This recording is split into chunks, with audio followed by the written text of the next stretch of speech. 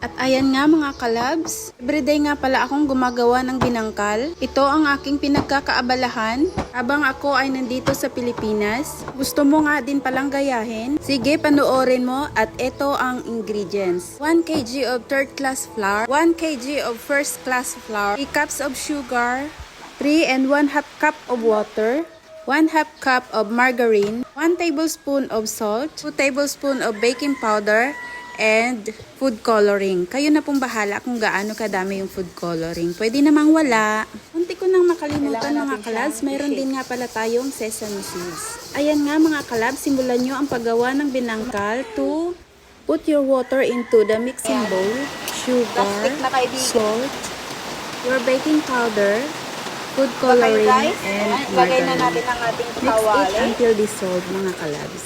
Pag na-dissolve na nga ang sugar, pwede mo nang ilagay ang iyong flour. Haluin hanggang isa iyan ay mag-mold. Buo na nga mga kalabs, pwede mo na siyang i-mold as circle.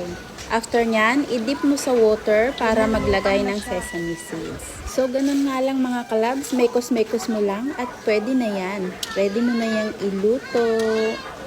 Mas nagtitipid nga pala akong mga kalabs. Ayan, iniluluto ko ang aking binangkal sa kahoy. Ayan, gumagamit ako ng kahoy. Sa labas ako nagluluto.